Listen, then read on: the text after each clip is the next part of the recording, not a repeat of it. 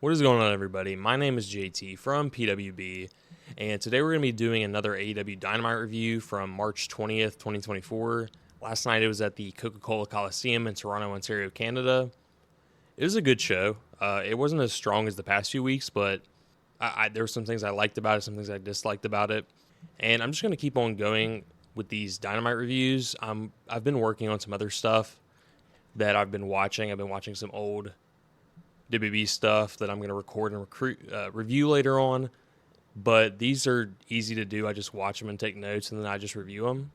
So I'm just going to keep on knocking these out each week as I kind of get my feet wet, doing some podcasting, trying to have other content ideas and everything. So I'll pretty much just get right into it. The ratings were pretty much identical from last week. There's really not much to talk about in that regard. And I don't know if I really want to talk about it much in the future, just because it seems like the spot that AEW is at is kind of just treading the same 800,000, same number in the demo, and it really doesn't matter much until WWE cools off. I don't think that they can really make a lot of progress. If they continue to keep putting up good shows like they are, I think eventually it will help turn around the rating issue and the attendance issue. The attendance for this show was pretty good. I think it was in like the 6,000s or something, which is pretty solid for what they've been doing.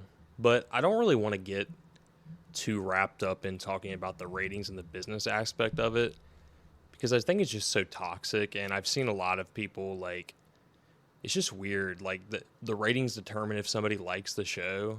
It's just strange. Like, I've seen a lot of people, like, there's accounts that just either hate on AEW or hate on WB. It's like, why? How do you have that much time to do that? It just seems like a lot of work for no real gain, except for like some internet clout or some retweets and likes. I don't know. It's a bit strange to me.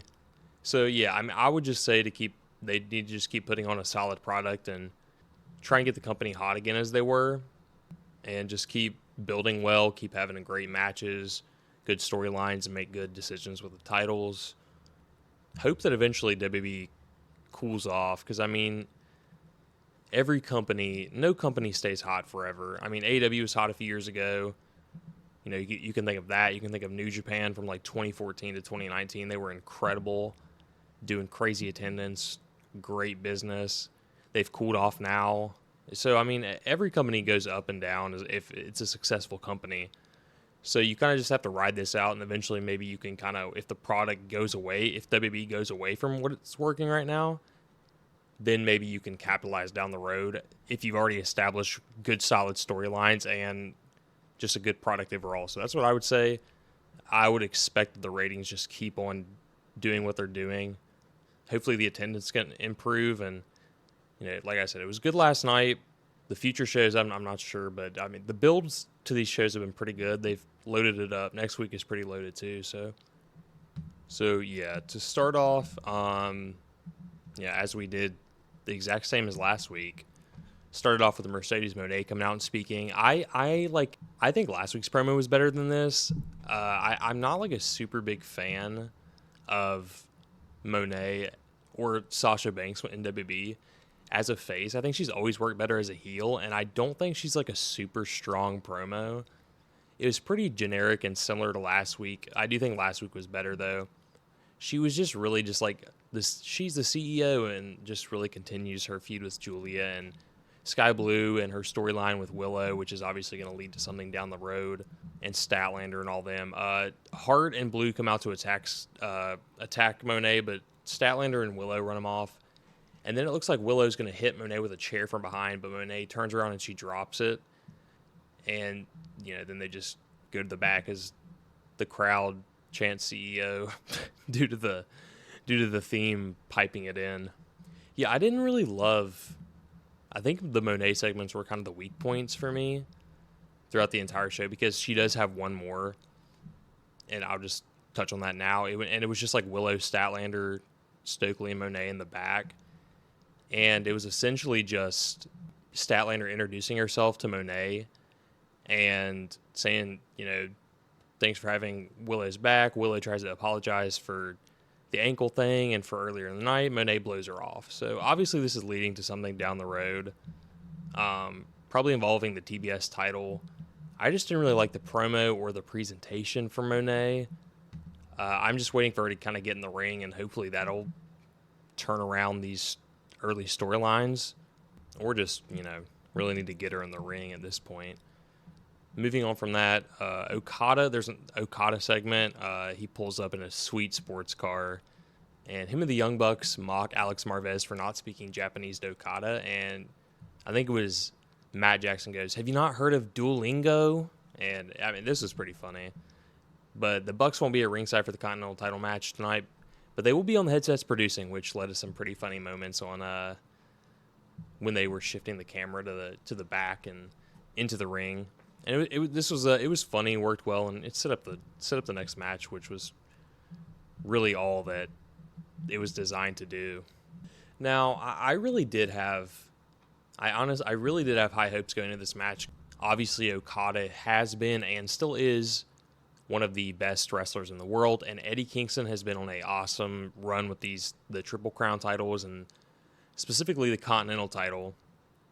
I really enjoy the leading up to the match, the different presentation for the Continental title matches, just because the issue with AEW sometimes is they have too many mid-card titles. They've introduced this Continental title, they have the International title, they have the TNT title.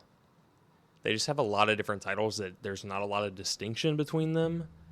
And so anything that they can do to really differentiate the difference of the titles and establish something unique with each of them, I think is a plus to keep the show fresh and overall have a better flow. So for the Continental title, the past 2 weeks they've had different ring entrance angles and interviews. Renee Paquette was standing at ringside and kind of announcing him, announcing Kingston, kind of like a boxer, like a UFC fighter, down to the ring. So I thought that was interesting. And obviously in the Continental matches, there's no managers at ringside, or that's the whole gimmick, is that it's supposed to be like a G1 in New Japan. So there's no outside interference and no managers at ringside, which is another reason why the Bucks were backstage, quote unquote, producing the match. But yeah, I like I said, I had pretty high hopes for this match, and ultimately it did fall flat for me. I gave it 3.5 stars, which is a decent match, but I expected more from these two guys. I think that they just didn't really have great chemistry, and Kingston, it was a lot of different factors. I think that Okada has to eventually get comfortable working a TV match, because if you know anything about Okada, he has long, 45 minute epics, and the first chunk of those is pretty slow and building up, and then at the end it's a fast-paced flurry, which they're fantastic, but you're not going to be able to do that with 15 minutes on TV as the opening match. So I think that could have been an issue. Kingston is also known to kind of have a clunker and not have great performances each night. He's been pretty good this entire AEW run, or this Continental run. But I think tonight, the combination of the chemistry between them, Okada kind of figuring out exactly how to structure his matches, and then Kingston, it seemed like, also didn't have a great night. So all of that combined to just have a 3.5 star match. There's a lot of heavy chops for Kingston between control portions from Okada, and I think there was also 2 commercial breaks. There might have been just one, but that also didn't help. Near the finish, Okada distracts the ref and rakes the eyes of Kingston, which is a little bit protecting of Kingston and kind of establishing and trying to get more heat on Okada. An enziguri takes Okada down, but a spinning back fist misses due to the blurred vision of Eddie, which is then followed up by Okada hitting a power slam, and then that transitions into the Rainmaker for the pin, and Okada wins the title at 15 minutes and 50 seconds, and he is the second AEW Continental Champion. And like I mentioned before, I thought it was pretty enjoyable with the Bucks, showing them celebrating backstage and having some cuts between them, producing, I think Okada hit a suplex on the ramp on the outside, and the Bucks were oh yeah, they were sitting beside Tony Khan, and they were yeah, let's get a replay of that, and then they replayed it, and that was pretty funny. And then after the match, Okada was not expecting, there was like a big a shit ton of pyro, which you can assume the Bucks called for. They didn't show that, but that's what one can assume. And then him just cheesing into the camera with the title was fantastic. And I really love this group. I think the match quality will come. I mean, these guys are three of the best in the world. I think this group has like best heel stable in AEW, like of all time potential if it continues like this, just from character wise and match quality. Because if you think back, a lot of the top heel groups didn't really put up a lot of great matches. Like when I think of major heel groups in AEW, unless I'm missing some, I think of the Inner Circle with Jericho. I think of the Elite with Kenny Omega, but that was more so, I don't feel like they were really match quality guys at that point. Obviously Omega was, but you had like guys like the Good Brothers in that. There's like not really that many. MJF didn't have a stable when he was heel at first. So I don't think that there's been a ton of great star heel groups at the top, and I think that this definitely has the potential to be one. But I do have like a Google sheet that I've been working on, and it has all of from March 13th, 2024 is when I've been tracking it, just so I can like keep track of everything that I've been watching, and I know that I've been rating it. But this is going to be a little something that I do for all of the AEW and WB when I get around to reviewing them. All of the AEW championships after they change hands is that I have a list of all the title defenses, the date that they won them, the days held, and then I have an average match rating from me, and then I have an average match rating from Cage Match. So I'll read off Kingston's, and then Cage's later in the night I'll give as well. But obviously Kingston is first ranked right now, and I'm also going to be ranking all the champions in my opinion. He's the first ranked champion, obviously, because the way I'm tracking it, there's no other champions right now. He won it December 30th, 2023. Then he lost it March 20th, 2024. He held it 81 days, and Cage Match title average, the Cage Match title match rating average is 7.29 out of 10, and then my personal match average for his title matches was 3.85 out of 5 stars. So I rated it out of stars, and Cage Match does it out of 10. And my favorite match of his was the Danielson match at Revolution. That was the only match I gave 4 stars, but everything else has been 3.5 and 3.75. So a very solid run for Kingston. I think if Okada holds it long enough, which I assume he's going to be given the belt for a while, and he can kind of structure his matches well, I think Okada can definitely beat that, but it's definitely a nice, strong first run for this championship lineage. And so, yeah, I mean, I'm excited for Okada and see where he takes the title. Like I said, I assume he'll have it for a long time. And yeah, I am, and after the match, it sets up what I would assume is the Dynasty match. Pac comes out and not challenges, but basically just stares down Okada. So that's kind of giving a clue to what is going to be the match in the future and at Dynasty, which I was kind of calling for, because it's like, well, who knows how long Pac's going to be around? Might as well set him up with Okada while you can. Next up, we had the Mercedes Moné and Willow and all them segment. I already talked about that. Following that was the Hook and Chris Jericho match, and I like this better than what I saw the discourse online, and Cage Match gave this 4.53 out of 10. And I gave this 3.25 stars. I thought it was better than expected. People really didn't like the match, but it was basically just like a Hook throwing good suplexes and Jericho kind of just getting dumped on his head. So I thought people would like that more, just because people hate Chris Jericho. Now, it was a little sloppy in some spots, but the crowd was like pretty behind Hook and was just popping for everything he did, which elevated it to me.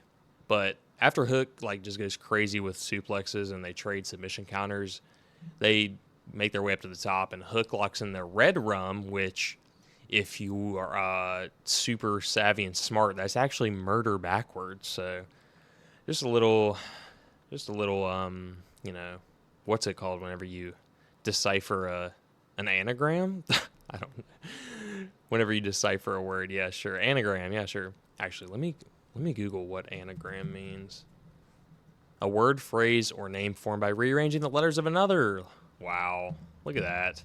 Anyway, Jericho slips out and throws some very slow punches until Hook cradles and gets the pin at 10:51. So yeah, people really hated this match. I don't know. I mean, I thought it was pretty good. It definitely. I don't think it was the worst match of the night, for me anyway. Yeah, I don't. I mean, like, Okay, listen. I understand hating on Jericho for the allegations and the things that, or maybe his political views and the Kylie Ray stuff, wrestler wise. And I understand the complaints about him being stale, because I get it. I would like for him to go away for a while too. I said last week Fozzy needs to go on a tour or something. But the issue with Jericho is not putting people over. People seem to think that when people go into feuds with Jericho, he doesn't put them over. But everybody that he goes into a feud with, literally he puts over. Like his past few feuds, I mean, like Hook, he's obviously going to put over.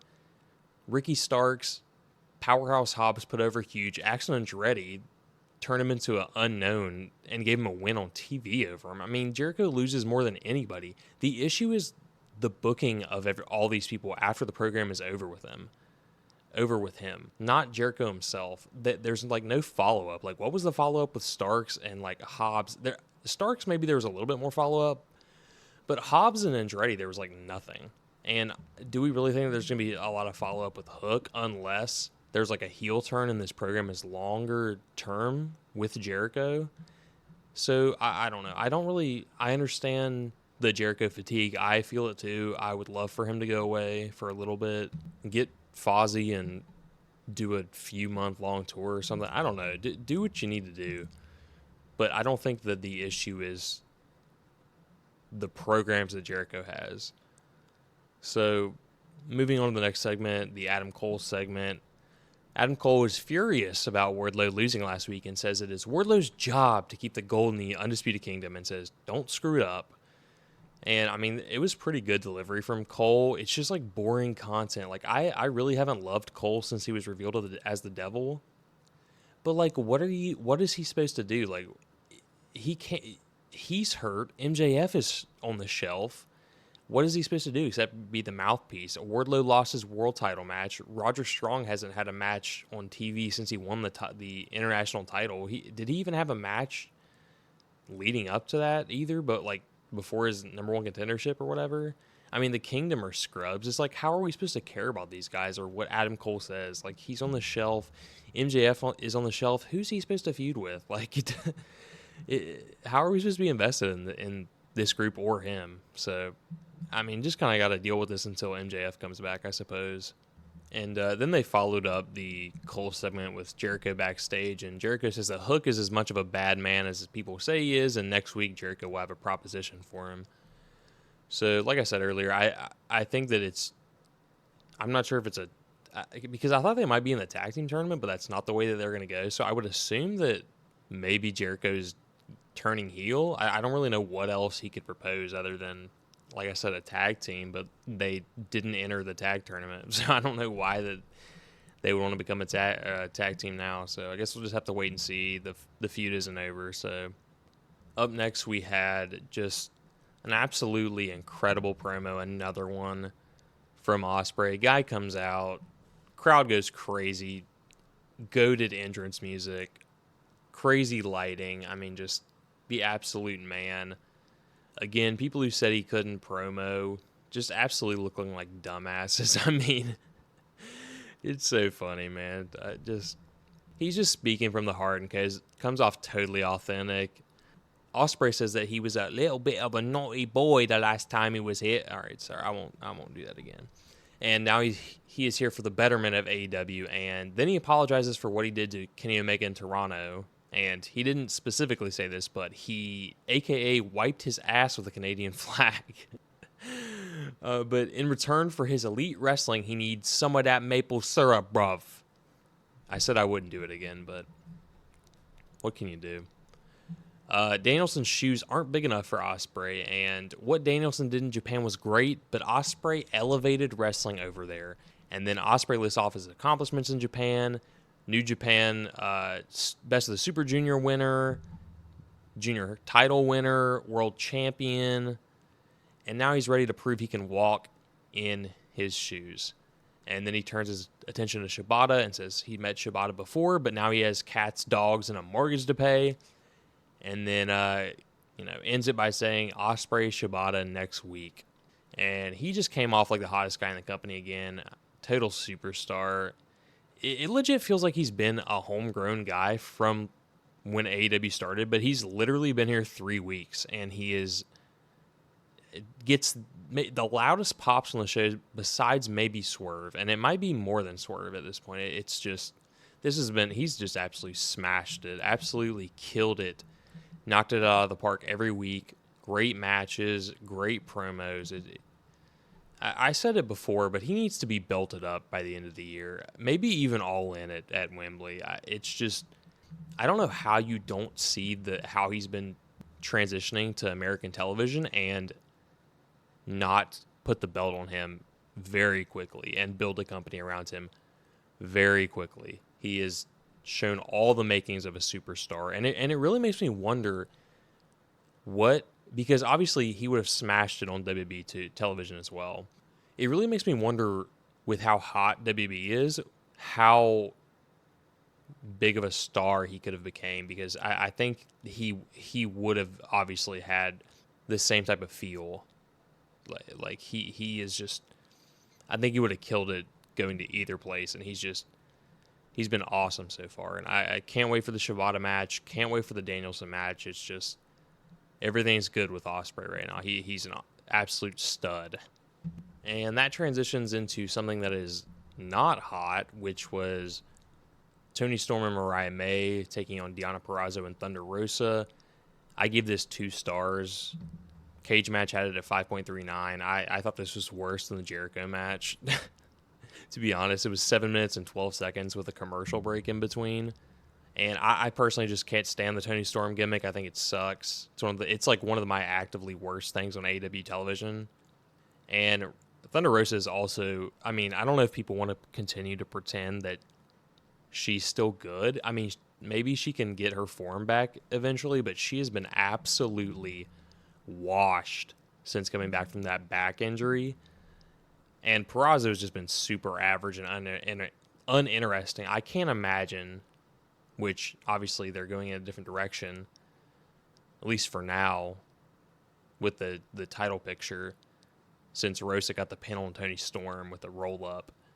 I can't imagine that they want to put the belt on Purrazzo. I think that these are just standard, like, filler title challengers until Mariah May is ready to win the belt. And I really think Mariah May is the best wrestler currently in the match. If Toni Storm was not with this gimmick, I think she'd be the best. I mean, she's really good. She just doesn't work super well anymore with this gimmick. Like I said, Rosa's washed. Purrazzo's just average. It hasn't really translated to television for me. She was okay in TNA, but she's a mid-carder to me, really. I do think it's pretty obvious that Mariah May has the most potential in this match. She is the youngest and has way less matches than these other women, but she is, like, awesome already. Like, she's really good. I want them to give her the belt as soon as possible. I want them to hurry up with this Toni Storm story and just get the belt on May, because this really feels like a mid-card belt with the comedy gimmick Toni Storm at the top of the card. Moving on, we had so earlier in the night, Swerve Strickland was saying he was looking for a fight and he was pissed off, yada yada. So Swerve comes out, big pop. He's waiting essentially an open challenge, and out comes the dangerous opponent of the Butcher. And so we knew this was going to be a squash, and it was. It was a 3-minute, 22-second match. It was fine. I mean, you can't really rate it. Swerve just started by knocking him into the corner, setting up a middle rope elbow to the back. And then Swerve, there's a little bit of back and forth, but Swerve kicked him down, setting up the house call. And then Swerve hit the Swerve Stomp, and then he transitioned it into like a short arm scissors for the tap. So I don't think we've seen him use anything like that before, not that I can recall. I'm not sure if he's just adding this to his repertoire as like a submission counter against Joe, if he's going to make him tap out with this, or if this is just like to increase believable finishes heading into the pay-per-view. But I think this was something new that he broke out. After this, Swerve and Joe had a promo. Well, the whole segment was Swerve, Joe, and Don Callis, but post-match, Swerve grabs his chain and says he keeps thinking about using it to choke Joe out. Every week, Joe can send security after him, and Swerve will keep beating them up until Joe gives him what he wants. And then cue to Joe to interrupt. Joe comes out saying, contrary to what Swerve believes, Joe beat him at Revolution. And Joe has learned what to do with someone like Swerve, and that is give him exactly what he wants.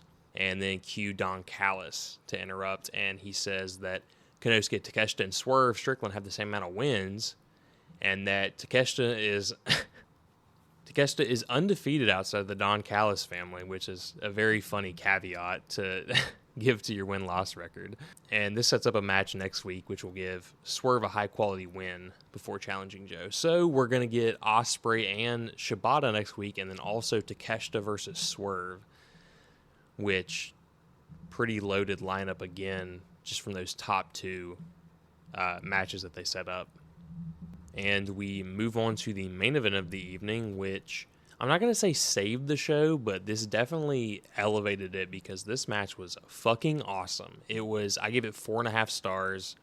It was just incredible plunder and a great blow-off match. Obviously, I'm pretty sure everybody knew that Copeland was going to win this match against Cage, just because you really couldn't afford to give Copeland another loss after he got screwed like that. And Cage has had this title for a while. And just a reminder that both of these men had to retire years ago because of head and neck injuries. So just a quick reminder, this had some really great spots. There's some integration of hockey fights and goalposts and hockey sticks and ladders and chairs, and there were some great bumps from Cage, and Copeland risked his body as well. There was a table kind of like set up to the outside on the barricade, and Copeland hit a pretty sweet diving cross body to Cage, which took him out through the table.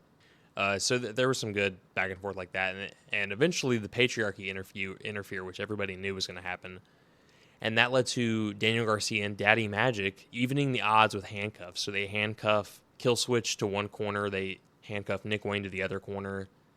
They threaten to do it to Mother Wayne, but she gets the hell out of there, and Cage also gets handcuffed to the far right corner. And this had a really fun ending with I think Copeland kicked him in the dick 15 times, and then he took the spike that the Janice from TNA with Abyss looking type thing, the 2x4 with a bunch of spikes, named Spike, and he hit Cage in the nutsack with it, and that was enough for Cage to quit at 25-43. So Adam Copeland, the new TNT champion, two-time TNT champion, actually. Cage match win 8.23 votes on it, or 8.23 scores on this. There was 220 votes. I went, like I said, 4.5. I love this Christian Cage run, and I'm really excited for the TNT title, the future of it with a workhorse like Copeland, and it's obviously not going to fall to the wayside. I think that probably Garcia maybe can win it down the line. I think that would be fun, a wrap up of the story. And so in regards to the Copeland reign, the Cage reign, like I mentioned earlier with the Kingston rundown, I only have this run of Cage because he lost it technically to Copeland at World's End. He lost it there and then won it back immediately. There were only 3 title defenses in this run technically, and that was against Dustin Rhodes, Daniel Garcia, and this one against Copeland. And I can run down the match ratings real quick. Cage has essentially identical, because again, this was a little wonky, has identical length of time held as Eddie Kingston. He won it at World's End. He held it 81 days. The title match average from cage matches 7.45 out of 10, and mine is 4 stars out of 5 stars is my average. And that's because I like the Daniel Garcia match a lot more than cage match. I rated it 4, and they gave it 6.77. So that's kind of where the difference is on that. Pretty solid title reign. I mean, that's nothing to sniff at, and that's not even counting what he did promo wise and his run before that he got interrupted by the 2-second title change. So yeah. Here's kind of my fantasy booking for a little bit, because I think clearly the story or the end game for Christian and Copeland is for Christian to turn face and reunite, and they can have a tag team run. I think the ideal story is that the day that Christian is ready to turn face and they can have a tag team run, that is when Jack Perry returns, and you have Killswitch and Wayne turn on Christian because of the history there that between Perry, Christian, and Killswitch, and then that elevates Perry to be the new heel stable leader with Killswitch Wayne, and then you can throw Anna Jay into the mix due to her relationship with Perry. And I think that'd be a really nice way to get Perry back into the mix and set up the sympathy that Christian is able to get as a face. So that's what I would do. I'm not sure how long you wait. Obviously, you want Copeland to have a good run with the TNT title, but I think ultimately the that's where those two are going to be headed, is an eventual tag team run, one final tag team run. And so yeah, that is the review of Dynamite. I ultimately didn't get to watch Rampage fully, but I did check out the women's street fight, and I thought it was excellent between Julia Hart, Sky Blue, and Chris Statlander and Willow. I gave that one 4 stars. Those matches always deliver. All of this, I don't know if there's one bad women's street fight. They're always just an absolute banger. So yeah, overall a great night of wrestling if you tackle on the Rampage. I'd say just for the Dynamite portion, I would give it a 7.5 out of 10. The Kingston and Okada match was a little disappointing, but for me, the Ospreay promo and the main event were both just perfect, out of this world, fantastic. And I like the Hook and Jericho segment more than most, so that kind of elevates the rating for me. And then other than that, you had some things teased for the coming weeks in Dynasty, but this was really all about the main event, and it worked really well. And then, like I said, rundown next week. I kind of mentioned it before. Ospreay versus Shibata, Swerve versus Takeshita, and then the Young Bucks versus Private Party in the first round of the tag team tournament. And yeah, that's gonna do it for the review. I'm gonna keep on, like I said, I'm gonna keep on doing these. They're quick and easy for me. Not quick and easy, but they're the easiest thing I do right now. I am going to have some upcoming retro reviews. I did some polls on Instagram and kind of see what people wanted to listen to and talk about. And I've been watching some Ruthless Aggression stuff, and I'm going to eventually, gathering notes on that to eventually talk about. But I've watched some stuff. I got some stuff coming through with that. I have a few more ideas for some projects, but for now, just keeping up with these Dynamite reviews. Probably going to do some WrestleMania stuff eventually. Got to figure out what format I want to do for that. But yeah, if you just want a place to watch, some good wrestling clips, talk wrestling with, just follow me on Instagram, X, TikTok, YouTube, everywhere you can get your podcast, Apple, Spotify, Pocket Cast, whatever. I don't know all of them, but just follow me, Pro Wrestling Bytes. I mean, I think that's my handle for everything. So I think on X it's like PW Bytes or something. I don't know, but it's something like that. But yeah, I mean, just hit me up if you want to talk wrestling, or if you have any wrestling projects you want to talk about, or, I'm down for doing whatever. I'm just new in this space, new in creating this content. I'm just trying to get in the game, trying to get some like-minded people, talk wrestling. That's pretty much just trying to have a good time out here. But appreciate anybody who listens to any of this, or subscribes, or likes, or shares it. But yeah, I appreciate it, and I'll talk to you all in the next review. Thanks. See ya.